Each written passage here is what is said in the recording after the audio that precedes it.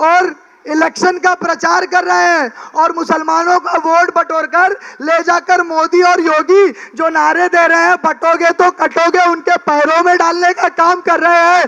तो मुसलमानों, योगी के नारे को मैं आपके बीच में कह रहा हूं, योगी आदित्यनाथ ने जो नारा दिया वो दरअसल मुसलमानों के लिए दिया, अगर बटोगे तो कटोगे, क्योंकि ट्रेन के अंदर आपकी मॉब लिंचिंग हो रही है, सड़कों के ऊपर आपके लोगों को मारा जा रहा है, स्टेशनों पर आपका नकाब को छीना जा रहा है। अगर आप आज मुत्तहिद नहीं हुए तो कल कटोगे, आज बटोगे तो कल कटोगे। ऐसी पार्टी को जो आपका वोट ले जाकर मोदी और योगी की गोदी में डालना है, क्या आप उसको वोट देना गवारा करेंगे? बिल्कुल नहीं। एक तरफ वो पार्टी जो गुस्ताखे रसूल को सपोर्ट करती है और दूसरी तरफ मैं फिर आना चाहता हूं, आपको याद दिलाना चाहता हूं, एक तरफ गुस्ताखे रसूल पार्टी और दूसरी तरफ गुस्ताखे आले रसूल है। बताइए आप, 2022 में एक आले रसूल के लिए एक रैली निकाली गई थी डंडे झंडों हॉकी के साथ। एक हमारे यहाँ का गब्बर है जो गरीबों को डरा डरा कर खुद को गब्बर कहता है। अगर वो गब्बर है तो माँ की कसम, मैं आपको आपकी भाषा में बोल रहा हूँ, अगर वो गब्बर है तो मैं माँ की कसम खाकर कहता हूँ कि मैं भी शेर बब्बर हूँ ऐसे गब्बरों के लिए।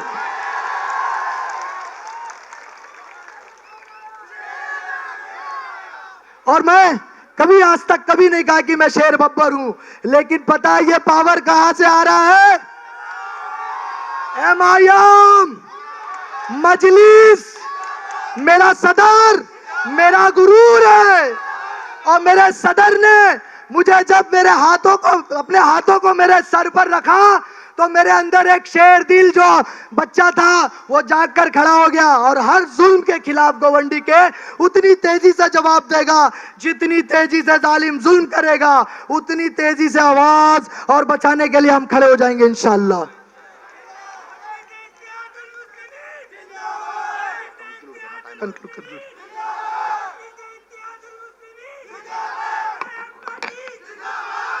आखिर में 2 मिनट का वक्त लेते हुए मैं आपको सिर्फ एक शेर याद दिलाना चाहता हूं, जिसे कहकर, उस शेर को पढ़कर सलमान अजहरी साहब के ऊपर पुलिस ने एक्शन लिया था। मैं ये शेर गोवंडी के कॉन्टेक्स्ट में कह रहा हूं, गोवंडी के कॉन्टेक्स्ट में कह रहा हूं, मानखुर शिवाजी नगर असेंबली के कॉन्टेक्स्ट में कह रहा हूं। कुछ देर की खामोशी है, फिर शोर आएगा। कुछ देर की खामोशी है, फिर शोर आएगा। आज कुत्तों का दौर है, कल हमारा दौर आएगा। जज़ाकल्लाहु खैरा। अस्सलामु अलैकुम, अल्लाह हाफिज।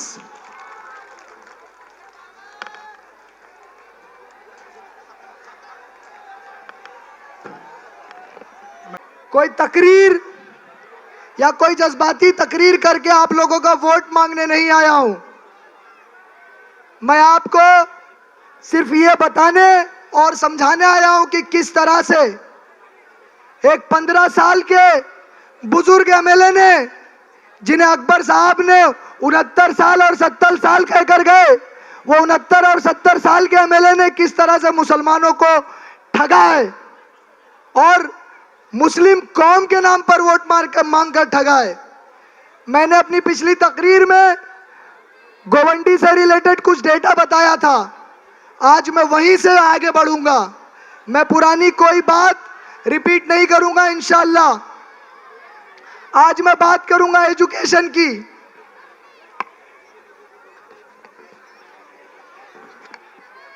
गोवंडी के अंदर जिस तरह से हमारे 15 साल के एमएलए जो 450 करोड़ के मालिक हैं, किस तरह गरीबों की बच्चों को पढ़ाई से उन्होंने रोका, किस तरह से आपको एजुकेशन से उन्होंने दूर रखा, मैं आपको वो बताने आया हूं। क्लास 10वीं क्लास के बाद अगर आप गोवंडी के अंदर देखोगे तो 55% लोग जो है वो कॉलेज नहीं जा पाते हैं। 45% लोग, 40% लोग ही सिर्फ इस कॉलेज पहुंच पाते हैं 11वीं जमात के अंदर। आज गोवंडी का ये डेवलपमेंट मॉडल है कि यहाँ पर एजुकेशन के लिए 10वीं तक तो फ्री में लोग पढ़ भी लेते हैं बीएमसी स्कूल में जैसे तैसे करके, लेकिन उसके बाद कॉलेज पहुंचने की जब बात आती है तो उनकी पढ़ाई रुक जाती है।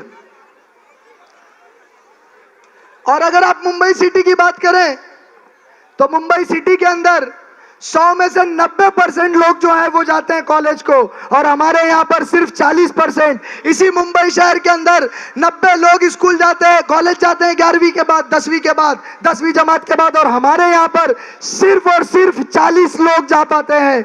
इसका जिम्मेदार मैं आप सबसे पूछना चाहता हूं, कौन है?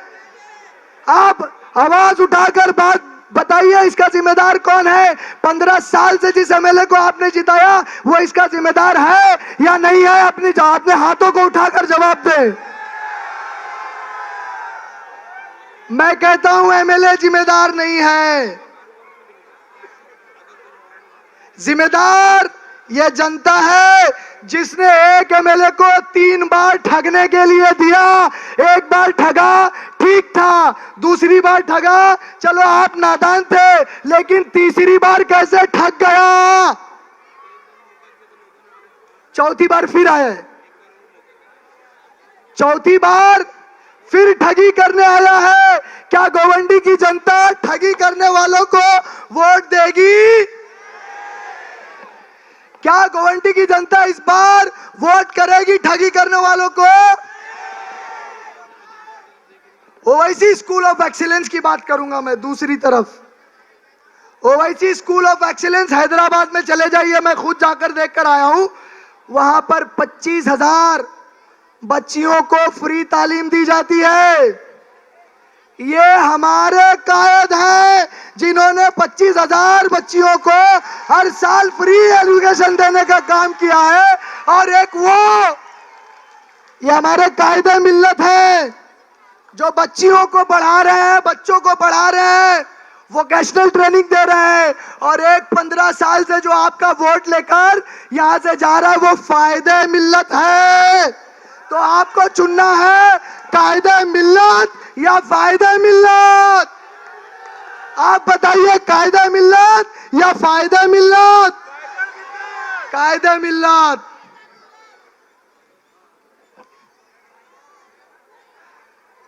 अगर मैं आपके हेल्थ की बात करूं, आपके स्वास्थ्य की मैं बात करूं, तो हेल्थ के नाम पर यही पीछे एक डंपिंग ग्राउंड है। इस डंपिंग ग्राउंड में आपको पता है रोज कितनी ट्रक आती है कचरा लेके पूरी बंबई का? 1200 ट्रक आती है 6,500 मैट्रिक टन कचरा लेकर।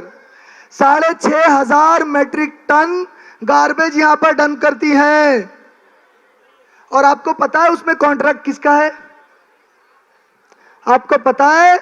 आपके उसी फायदे मिल्लत का जिसने आपका वोट लेके आपका वोट लेकर आपके बच्चों को कचर कुंडी दे दिया, जिसने आपका वोट लेकर 2009 के अंदर एसएमएस कंपनी दे दी, जिसने आपका वोट लेकर 2011 के अंदर सीमेंट फैक्ट्री दे दी ताकि आपके बच्चों की उम्र 39 साल हो और आपके बच्चे मरे और इनके बच्चे लंदन में घूमे, 500 करोड़ की गाड़ियों में घूमे, 1000 करोड़ की शॉपिंग करें। और ये गरीब जनता जिन्होंने सिर्फ इतना ही मांगा था कि साहब मुझे एजुकेशन दे दो, साहब मेरे बच्चों को पढ़ा दो, साहब मेरे घर में मेरी माँ बूढ़ी बीमार है, साहब मेरी बहन बीमार है, मेरा बेटा पढ़ लिख कर नौकरी चाहता है, मिला आपको?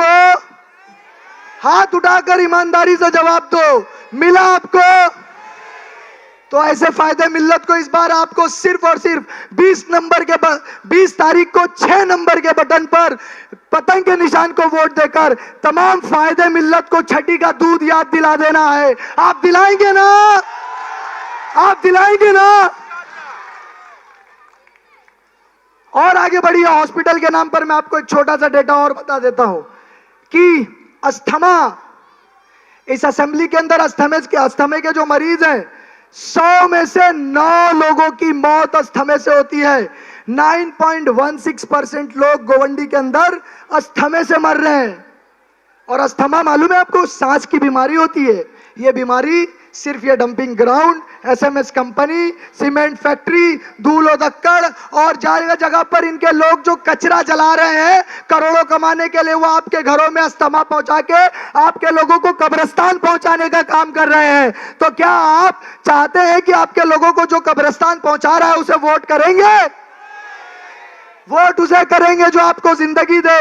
इंशाल्लाह एमआईएम जीत कर आएगी। तो मैंने पहले ही वादा कर दिया है कि 4 दिन के अंदर आपके प्राइमरी केयर हॉस्पिटल, 7 माले वाले हॉस्पिटल का एस्टेब्लिशमेंट लेटर लाकर मैं आपके कदमों में डाल दूंगा इंशाल्लाह।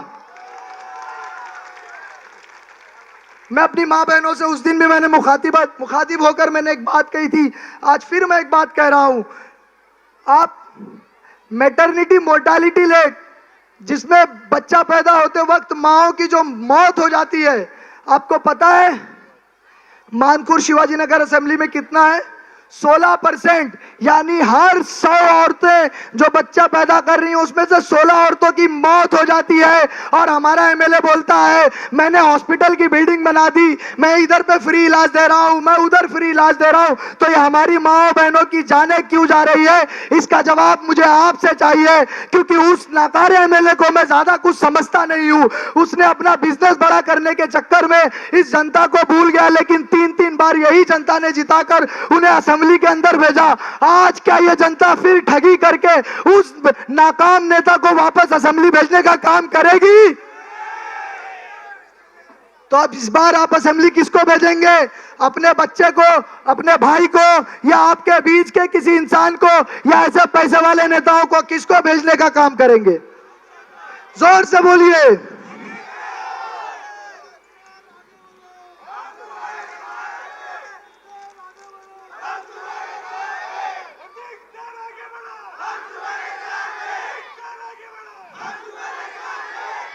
मुझे कहा गया था इलेक्शन लड़ने के पहले, मेरा कोई इलेक्शन लड़ना पेशा नहीं। आपने इससे पहले मुझे कभी देखा है किसी पॉलिटिकल स्टेज पर? लेकिन आप मजलिस के स्टेज पर देख रहे हैं। मैं वहीं बैठा करता था, दूर से तकरीरें सुना करता था और मैं सोचता था कि किसको वोट करूं। लेकिन इस असेंबली के एमएलए ने मेरी एक मुतालबा किया था मैंने कि मुझे एक लाइब्रेरी दे दो जहां मैं यूपीएससी और एमपीएससी के बच्चों को फ्री तालीम देकर आईएएस आईपीएस लेवल का ऑफिसर बना सकूं इस असेंबली के अंदर। और उस एमएलए ने क्या किया? यहाँ पुलिस स्टेशन, पुलिस के लोग मौजूद हैं। पुलिस स्टेशन में लेटर दिया जाता है कि मैं इनके लोगों को डरा डरा कर पैसे मांगता हूं। अब आप बताइए, डरा डरा कर घर बनने के बाद, डरा डरा कर घर बनने के वक्त कौन पैसे मांगता है? मैं आपके मुंह से सुनना चाहता हूं, अपने कानों से सुनना चाहता हूं कि आपके घर बनते वक्त कौन पैसे लेने आता है? जोर से बोलिए आप। कॉर्पोरेटर आते हैं ना? इन कॉर्पोरेटर को कसम दिलाया था इस मुस्लिम नेता ने कि मैं काबे की तरफ हाथ रखकर कसम खाता हूं कि अगर मेरे किसी कॉर्पोरेटर ने अगर घर बनने के वक्त पैसा मांगा तो मैंने सुअर का गोश्त खाया। कॉर्पोरेटर ने पैसा मांगा मांगा मांगा तो मैं नहीं कहता हूं सुअर खोर को अगर आप वोट देंगे या एक हलाल खोर को वोट देंगे, आपको डिसाइड करना है। बताइए आप किसको वोट देंगे? इनके लोग हमेशा, सर असद साहब, इनके लोग हमेशा ये चैलेंज किया करते थे कि गोवंडी के अंदर कोई ऐसा जना नहीं है जो एमएलए का इलेक्शन लड़े और हमारे मध्य मुकाबिल खड़ा हो। एक शेर मुझे याद आ रहा है, सरफरोशी की तमन्ना अब हमारे दिल में है, देखना है जोर कितना बाजुए कातिल में है।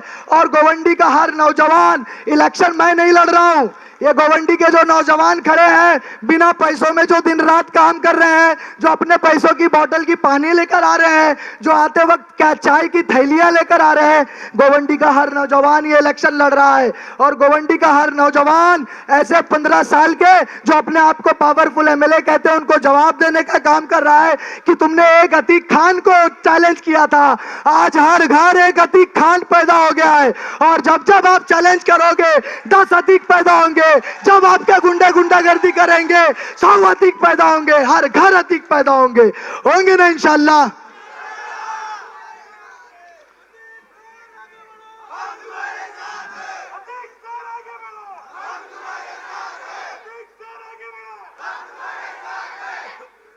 मैं अपनी आवाम से यहाँ के सबसे बड़े मुद्दे पर बात करना चाहता हूँ, नशा।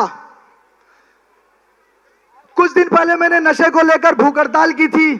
इसी प्लॉट का एक नशा व्यापारी था जिसके ऊपर पुलिस ने एक्शन लिया। आज वो नशा व्यापारी जो है जेल की सलाखों के पीछे है। ये वही पुलिस है, मैं वही बच्चा हूं आपके बीच का। एक भूख हड़ताल पर अगर एक नशा बेचने वाला इसी प्लॉट का अगर वो जेल की सलाखों के पीछे जा सकता है, तो एमएलए 5 सालों के अंदर या पिछले 10 सालों के अंदर या 15 सालों के अंदर कितने नशा बेचने वालों को जेल की सलाखों के पीछे उसने डलवाया।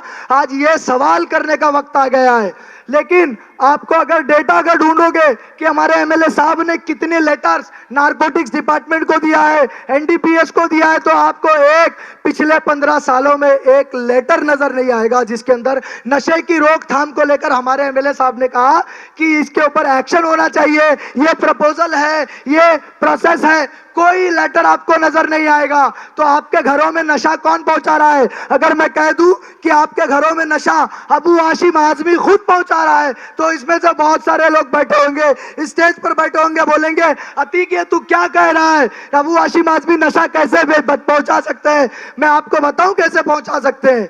2009 ये वही साल है ना जब हाशिम भाई जीत कर आए थे पहली बार, जिन्हें कोई कॉर्पोरेटर नहीं बना रहा था। गोवंडी की जनता दिल, जिंदा दिल जनता ने उन्हें एमएलए बना दिया। सही बात है ना? 2002 आप डेटा उठाकर देखो और न्यूज़पेपर उठाकर देखो, अबू फरहान आजमी ये किसका नाम है? हाँ, साहबजादे का, हमारे पावरफुल नेता के साहबजादे का नाम है।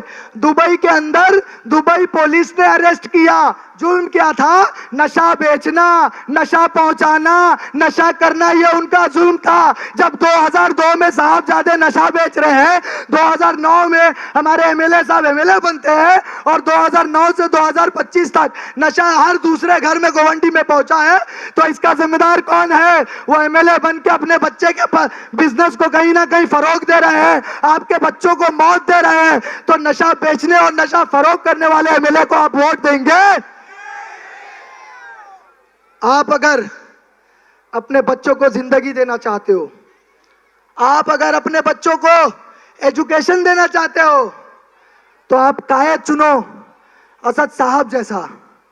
आप कायद चुनो अकबरुद्दीन ओवैसी जैसा, जो ओवैसी स्कूल ऑफ एक्सीलेंस चला रहे हैं, जहां 10 स्कूल, जूनियर कॉलेज और अनकरीब डिग्री कॉलेज बनने जा रहा है। और अकबरुद्दीन ओवैसी साहब ने आपसे वादा करके गया है, मुझे ये कहा है कि जमीन देखना शुरू करो। मेरा 11वां स्कूल जो होगा गोवंडी के अंदर होगा, ओवैसी स्कूल ऑफ एक्सीलेंस। तो आपको डिसाइड करना है, आपको ओवैसी स्कूल ऑफ एक्सीलेंस चाहिए या दुबई में नशा बेचने वाला व्यापारी चाहिए?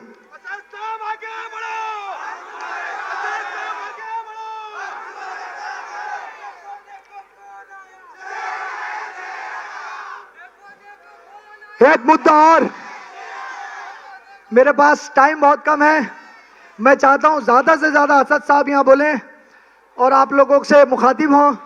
मुझे मालूम है आप लोग उनका इंतजार कर रहे हैं।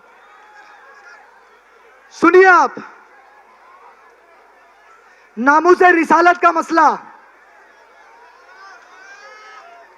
महाराष्ट्र की असेंबली के अंदर एमआईएम के जो दिग्गज नेता, जो दिग्गज लीडर है महाराष्ट्र के, जनाब इम्तियाज जलील साहब, औरंगाबाद से चलकर कहां चले आए? मुंबई। लेकिन इन नाकाम एमएलओ ने जो आपका वोट मुसलमानों के नाम पर मांगते हैं, क्या आपके बच्चों को एक गिलास पानी पिलाया? थाने पहुंचकर पिलाया? क्यों नहीं पिलाया? फिर मैं कह रहा हूं, जिनका कायद धोती पहनता हो और उस धोती के अंदर आरएसएस की चड्डी हो, वो आपको कभी नामूसे रिसालत के लिए पानी नहीं पिला सकता।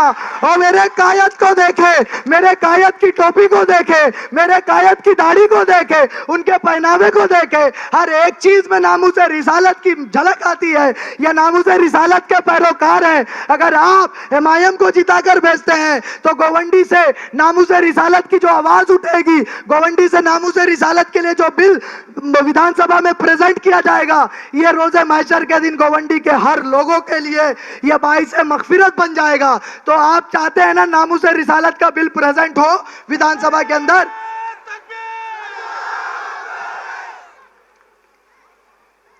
अब आपके सामने एक चीज बार बार कही जा रही है कि अगर आपने एमआईएम को वोट दिया तो आपका वोट बढ़ जाएगा। मैं आपके बीच में ये लिख कर देना चाहता हूं, कोई भी स्टैम्प पेपर लाइए 500 रुपए का, मैं लिख कर दे देता हूं। अगर ये ना हुआ तो मैं गोवंडी में नजर नहीं आऊंगा।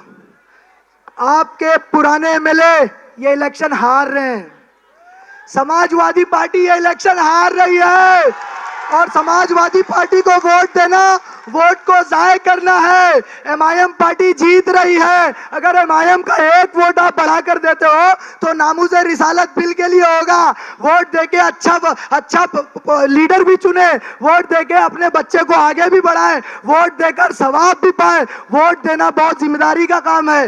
वोट बड़ी जिम्मेदारी से डाले, सिर्फ उसे डाले जो उसका हकदार हो। और मैं आपको क्या बताऊं, असदुद्दीन ओवैसी साहब जो है आपके हर मसले पर, ट्रिपल तलाक के मसले पर, बीफ बैन के मसले पर, नकाब हिजाब के बैन के मसले पर, आपके वक्फ के मसले पर, आपकी अजान के मसले पर, आपके नमाज के मसले पर, हर मसले पर असदुद्दीन ओवैसी नजर आता है। और जो 37 एमएलए आज विधानसभा में हैं, लोकसभा के अंदर है 37 एमएलए, उन 37 एमएलए को लाकर यहां पर घुमाया जा रहा है ताकि आपको फैलाए। तो मैं आपसे कह दूं, जब भी मुसलमानों, दलितों, पिछड़ों की कोई भी बात आती है तो ये 37 एमएलए इस तरह से मेरे कायद को देखते हैं कि कायद कुछ कहे, और वैसे 37 एमएलए को लाकर आपका वोट मांगा जा रहा है। तो जिसे 37 एमएलए, 37 एमपी, मुझे माफ करना, जो 37 एमपी है इस कायद को देखते हैं और उनको लाकर वोट मांगा जा रहा है। आज तो गोवंडी के अंदर मेरे कायद खुद आ गए हैं, तो क्या आप इन्हें वोट नहीं करेंगे? करना पड़ेगा, यह आपका फर्ज बनता है। तो इस बार समाजवादी पार्टी हार रही है। दो बातें कह के आपसे रुखसत हो जाऊंगा मैं। एक तरफ नवाब साहब आ गए इलेक्शन लड़ने के लिए, बोलना जरूरी है।